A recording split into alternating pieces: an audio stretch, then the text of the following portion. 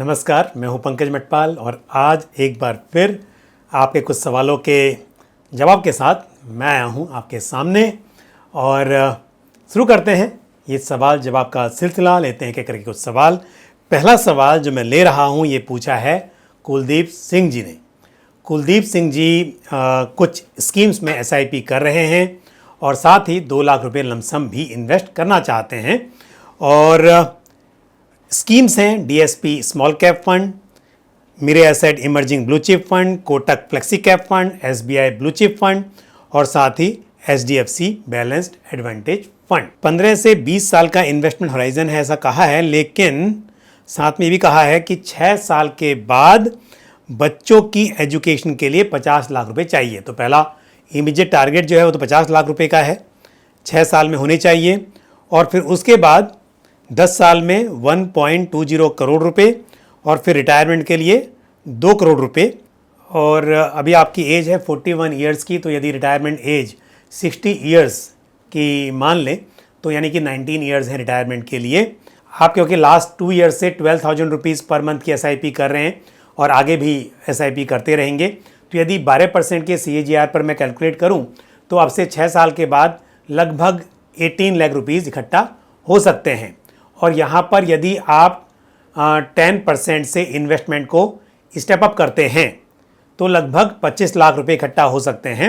और साथ ही क्योंकि 2 लाख रुपए आपके पास लमसम में है जो आप इन्वेस्ट करना चाहते हैं, उसे भी यदि जोड़ लें तो सब मिलाकर 30 लाख के आसपास इकट्ठा हो सकते हैं आज से 6 साल के बाद। तो आपका टारगेट है 50 लाख, उससे आप काफ़ी दूर दिखाई दे रहे हैं। तो आपको स्टेप अप तो करना ही है 10% से हर साल, लेकिन अपने इन्वेस्टमेंट को भी बढ़ाना होगा इस वक्त। और साथ ही क्योंकि यदि हम 10% से बढ़ा रहे हैं हर साल इन्वेस्टमेंट को तो भी 50 लाख नहीं हो पा रहे हैं, तो जब जब आपकी इनकम ज़्यादा बढ़े तब आप और भी ज़्यादा बढ़ाइए ताकि आप अपने गोल को अचीव कर सकें। और जो आपने 10 साल के बाद 1.20 करोड़ का टारगेट लिया है वो भी फ़िलहाल जितना आप इन्वेस्टमेंट कर रहे हैं उससे हो पाना मुश्किल दिखाई दे रहा है। हालांकि म्यूचुअल फंड्स में रिटर्न्स की कोई लिमिट नहीं है और कोई गारंटी भी नहीं है। यदि रिटर्न्स बहुत अच्छे मिल जाते हैं तो कुछ भी पॉसिबल है, लेकिन हम एक 12% के हिसाब से यदि कैलकुलेट करें तो ये डिफ़िकल्ट है। इसलिए आपको अपने इन्वेस्टमेंट को बढ़ाना चाहिए। अब जहाँ तक स्कीम्स का सवाल है, आपके पोर्टफोलियो में स्मॉल कैप भी है और लार्ज एंड मिड कैप है, फ्लेक्सी कैप है जिसका मेजर एलोकेशन लार्ज कैप में ही है, और एक आपके पास हाइब्रिड स्कीम है HDFC बैलेंस एडवांटेज फंड। क्योंकि आपको 6 साल के बाद पैसों की ज़रूरत है तो मैं सजेस्ट करूंगा कि आपको स्मॉल कैप में अपना इन्वेस्टमेंट रोक देना चाहिए। और वैसे भी यदि मैं स्मॉल कैप सजेस्ट करता तो DSP स्मॉल कैप की जगह पर शायद कोई दूसरा फंड आपको सजेस्ट करता, लेकिन यहाँ पर क्योंकि 6 साल के बाद पैसों की ज़रूरत है आपको, तो मेरे हिसाब से DSP स्मॉल कैप फंड में SIP रोक दें और समय के साथ आप वहाँ से स्विच भी कर लें। और large and mid cap fund आपके पास ऑलरेडी है, लार्ज कैप है, और आप चाहें तो अपने large and mid cap fund जो Mirae Asset emerging blue chip fund है उसमें इन्वेस्टमेंट को बढ़ा सकते हैं। और अब लेते हैं अगला सवाल। और ये सवाल जिन्होंने पूछा है उनका यहाँ पर जो YouTube में नाम है वो है हर्षिल नॉलेज बैग। तो आपका नाम हर्षिल है या कुछ और है मुझे नहीं मालूम, इसलिए हमेशा मैं कहता हूँ कि अपना नाम, अपनी एज और आप कहाँ से बिलोंग करते हैं थोड़ी इन्फॉर्मेशन शेयर करें तो और अच्छा होगा। तो आपने बताया है कि आपका और आपकी वाइफ का जो पोर्टफोलियो है वो आपने यहाँ पे मतलब स्कीम्स के नाम मेंशन किए हुए हैं और आप चाहते हैं कि 15 साल में 1.5 करोड़ रुपए आप इकट्ठा कर पाएँ। स्कीम्स हैं आपके पास ICICI प्रूडेंशियल निफ्टी 50 फंड जो कि एक लार्ज कैप इंडेक्स फंड है, Parag Parikh flexi cap fund, Axis mid cap fund, Mirae Asset emerging blue chip fund और SBI स्मॉल कैप फंड। ये सभी फंड्स हैं जिनमें आप 17,000 पर मंथ की SIP कर रहे हैं। स्कीम्स अच्छी हैं, नज़रिया भी आपका 15 साल का है तो मेरे हिसाब से अच्छी चॉइस है। साथ ही आपने अपनी वाइफ का पोर्टफोलियो भी दिया हुआ है जहाँ पर Mirae Asset large cap fund, Parag Parikh flexi cap fund, Kotak emerging equities fund, Axis small cap fund और यहाँ पर भी 17,000 पर मंथ की SIP चल रही है। तो कुल मिलाकर 34,000 पर मंथ की SIP कर रहे हैं और एक वेल डाइवर्सिफाइड पोर्टफोलियो है आपका। अब यदि हम अगेन 12% के CAGR पर कैलकुलेट करते हैं तो 34,000 पर मंथ के साथ 15 ईयर्स में करीब 1,62 लाख रुपीज़ इकट्ठा हो सकते हैं। तो आपका जो टारगेट है 1.50 करोड़ का, वो यहाँ पर अचीव होता हुआ दिखाई दे रहा है। लेकिन मैं एक बात और कहना चाहूँगा कि इन्फ्लेशन की वजह से समय के साथ पैसे की वैल्यू कम हो जाती है। तो यदि मैं 6% का एवरेज इन्फ्लेशन यहाँ पर लेके चलता हूँ तो ये जो वैल्यू है 1.5 करोड़ रुपीज़ की, वो आज से 15 साल के बाद लगभग 35 लाख के आसपास होगी। यानी कि आज के 35 लाख और 15 साल के बाद 1.5 करोड़, ये ऑलमोस्ट एक जैसे होंगे।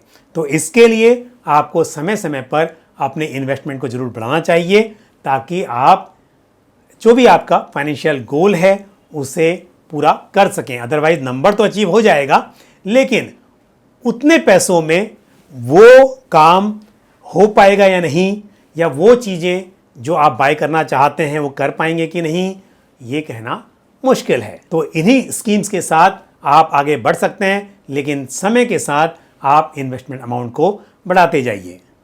All the best to you. और अब बढ़ते हैं आगे, लेते हैं अगला सवाल जो पूछा है अक्षय माने ने। अक्षय ने बताया कि वो एक नए इन्वेस्टर हैं और उन्होंने 12,000 पर मंथ की SIP शुरू की है म्यूचुअल फंड्स में और जानना चाहते हैं कि उनका पोर्टफोलियो कैसा है। तो अक्षय जी, बहुत बहुत बधाई आपको कि आपने म्यूचुअल फंड में इन्वेस्टमेंट की शुरुआत कर दी है और मुझे उम्मीद है कि समय के साथ आप अच्छी वेल्थ क्रिएट कर पाएंगे और अपने फाइनेंशियल गोल्स को अचीव कर पाएंगे। और यहाँ पर जो स्कीम्स हैं, Nippon India small cap fund में 2,500, टाटा स्मॉल कैप फंड में 2,500, पराग पारिक स्मॉल कैप आपने लिखा है लेकिन पराग पारिक का स्मॉल कैप फंड नहीं है, बल्कि शायद आप पराग पारिक फ्लेक्सी कैप फंड की बात कर रहे हैं और इसमें आप 2,000 पर मंथ की SIP कर रहे हैं। Motilal Oswal mid cap fund में 2,500 per month, HDFC mid cap opportunities fund में 2,500 पर मंथ की SIP कर रहे हैं। तो ये है आपका 12,000 का बाइफर्केशन। यहाँ पर एक तो ये है कि आप 5,000 रुपीज़ कर रहे हैं स्मॉल कैप फंड में। मेरे हिसाब से इससे आपका पोर्टफोलियो काफ़ी वोलेटाइल हो जाएगा और आपको ज़्यादा निवेश लार्ज कैप में, थोड़ा मिड कैप में और एक छोटी मात्रा में, यानी कि छोटा एलोकेशन आपको स्मॉल कैप में करना चाहिए। और Nippon India small cap fund की बात करें तो इसके पोर्टफोलियो में 200 स्टॉक्स हैं, तो ऑलरेडी काफ़ी वेल डाइवर्सिफाइड पोर्टफोलियो है। इसके साथ दूसरा स्मॉल कैप फंड ऐड करने की मेरे हिसाब से आपको ज़रूरत नहीं है। तो यदि आप टाटा स्मॉल कैप फंड में जो इन्वेस्ट कर रहे हैं उसको आप पराग पारिक फ्लेक्सी कैप फंड और Motilal Oswal mid cap fund में डिवाइड कर दें, यानी कि एक स्कीम कम कर दें, उसका जो पैसा है उसे आप इन 2 स्कीम में डिवाइड कर लें तो ये बेहतर रहेगा। साथ ही आपने कहा है कि आपको 15 से 18% रिटर्न्स की उम्मीद है लॉन्ग टर्म में। देखिए, म्यूचुअल फंड्स में कुछ भी पॉसिबल है, रिटर्न्स अच्छे मिल सकते हैं, लेकिन ये सोचकर कि स्मॉल कैप ने या मिड कैप ने पिछले कुछ समय में बहुत अच्छे रिटर्न्स डिलीवर किए हैं और आप उस उम्मीद से ये सोचें कि आगे भी ऐसे ही रिटर्न्स मिलते रहेंगे, तो यदि किसी वक्त पर रिटर्न्स कम होते हैं तो आपको निराशा हो सकती है। और फिर मैंने देखा है ऐसे इन्वेस्टर्स जो मार्केट की तेज़ी देखकर उस तरह के फंड्स में इन्वेस्ट करना शुरू करते हैं और ऐसा अक्सर होता है। यदि आपने देखा कि एक कैटेगरी का कोई फंड या कोई भी कैटेगरी एक टाइम पीरियड में बहुत अच्छा परफॉर्म करती है, मान लीजिए कि आपको 30% का रिटर्न आया किसी स्कीम में लास्ट 1 ईयर में और आप उम्मीद करते हैं कि ये स्कीम अगले 1 साल में भी ऐसा रिटर्न देगी, और क्योंकि यहाँ पर रैली हुई है तो चांसेस ये भी हैं कि अगले साल में ये 5-6% ही रिटर्न दे, एग्जाम्पल के तौर पर, तो फिर ऐसे इन्वेस्टर निराश हो जाते हैं। तो इसके लिए हमेशा ध्यान रखिए कि हम लॉन्ग टर्म का एवरेज रिटर्न देखते हैं, तो किसी वक्त पर रिटर्न्स बहुत अट्रैक्टिव हो सकते हैं और किसी वक्त पर शायद बहुत अच्छे ना भी रहें।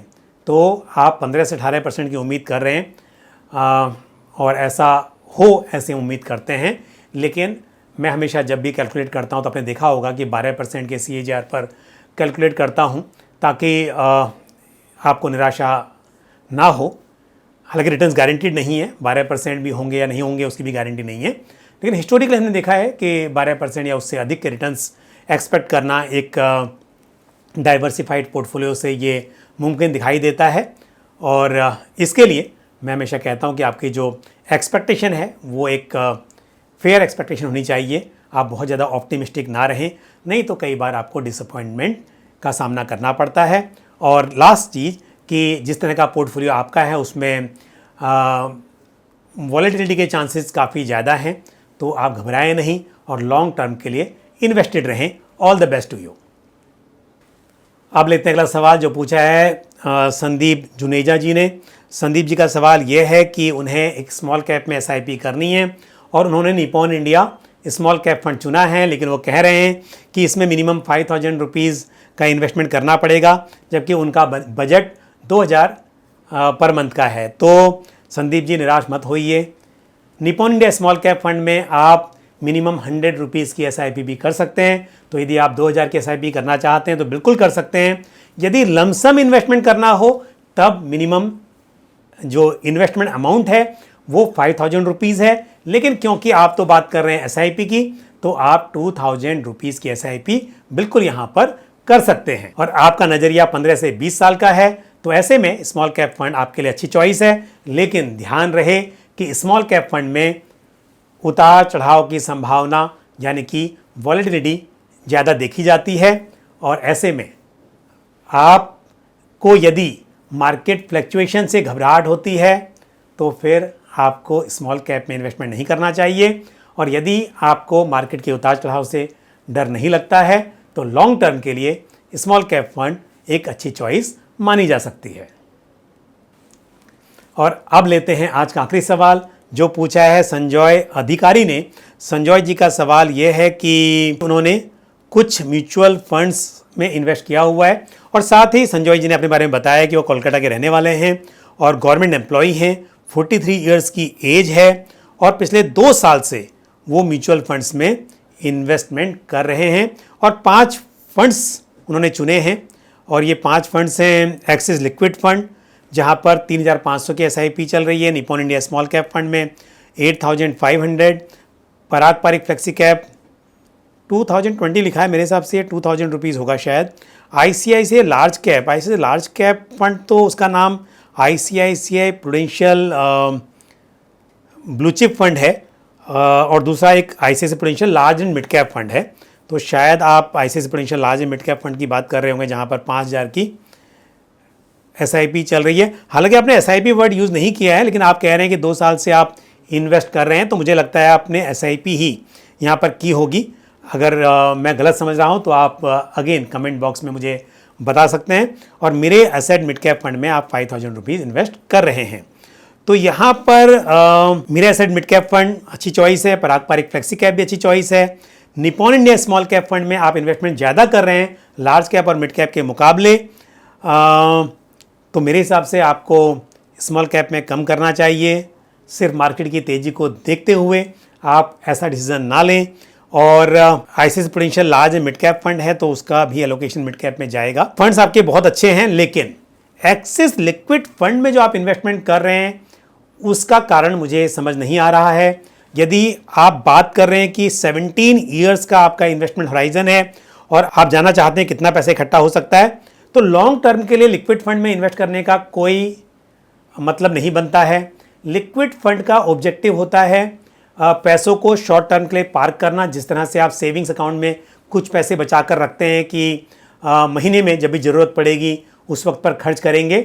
मान लीजिए आपकी सैलरी आती है 1 तारीख को और घर की EMI आती है 25 तारीख को, तो आप क्या करेंगे, पैसों को लिक्विड फंड में पार्क कर देंगे और EMI जब आपकी ड्यू है उससे कुछ दिन पहले आप उन्हें स्विच कर लेंगे। ऐसा होता है, ऐसा कर सकते हैं।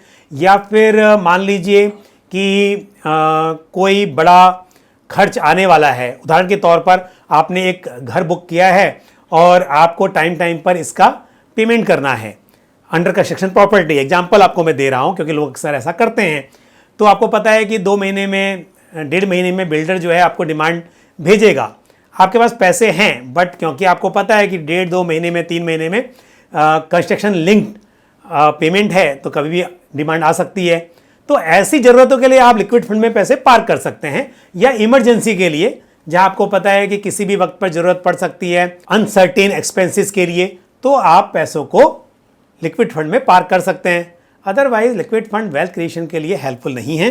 तो यदि आप ने लिक्विड फंड में इन्वेस्टमेंट किया हुआ है लेकिन आपका ऑब्जेक्टिव वेल्थ क्रिएशन का है, तो आप इसमें से निकल जाएं और इसकी जगह आपके पास जो एग्जिस्टिंग फंड है, जैसे कि ICICI prudential large and mid cap fund, अगर ये large and mid cap fund है क्योंकि नाम आधा लिखा हुआ है, तो आप उसमें ऐड कर दें और मेरे एसेट मिड कैप फंड में ऐड कर दें, तो ये मेरे हिसाब से बेहतर चॉइस होगी। और साथ ही पारंपरिक फ्लेक्सी कैप फंड, उसमें भी इस अमाउंट को आप डिवाइड करके इन्वेस्ट कर सकते हैं। और यदि ये लिक्विड फंड उसका पार्ट नहीं है और आपने अपने सिर्फ इमरजेंसी के लिए यहाँ पर पैसा रखा हुआ है, तो आप बिल्कुल बेशक यहाँ पर बने रह सकते हैं। अब क्योंकि यहाँ पर मैं देख सकता हूँ कि 24,000 रुपये महीना आप निवेश कर रहे हैं, और यदि मैं मान के चलूँ कि आप लिक्विड फंड नहीं बल्कि उन पैसों को भी इक्विटी फंड में इन्वेस्ट कर देंगे, तो इस हिसाब से मैं 12% का CAGR यहाँ पर एज्यूम करता हूँ, और 12% के साथ मैं कैलकुलेट अगर करूँ तो 17 ईयर्स में करीब 1.5 करोड़ रुपये इकट्ठा हो सकते हैं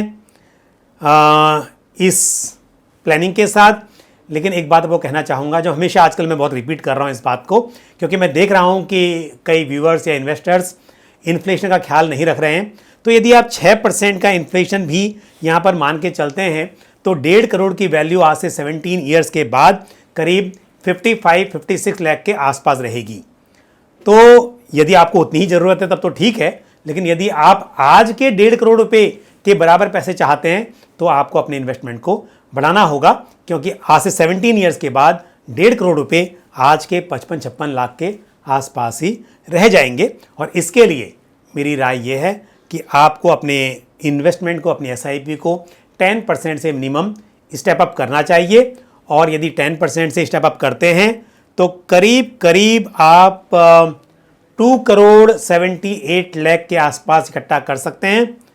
तो इसलिए आप स्टेप अप तो ज़रूर कीजिए, और साथ ही समय के साथ अपनी SIP की राशि को, SIP अमाउंट को जितना अधिक से अधिक हो सके बढ़ाते रहें, ताकि आप एक बड़ा अमाउंट इकट्ठा कर पाएँ। तो all the best to you. और इसी के साथ आज का जो ये डिस्कशन है, इसे यहीं समाप्त करते हैं। मुझे उम्मीद है ये जानकारी आपको पसंद आई होगी। आप अपने सवाल सुझाव इसी तरह से कमेंट बॉक्स में पोस्ट करते रहें। आज के लिए बस इतना ही, लेकिन अगले वीडियो में फिर आपसे मुलाकात होगी। Thank you. जय हिंद। म्यूचुअल फंड निवेश बाजार जोखिमों के अधीन है। योजना से संबंधित सभी दस्तावेजों को ध्यान से पढ़ें।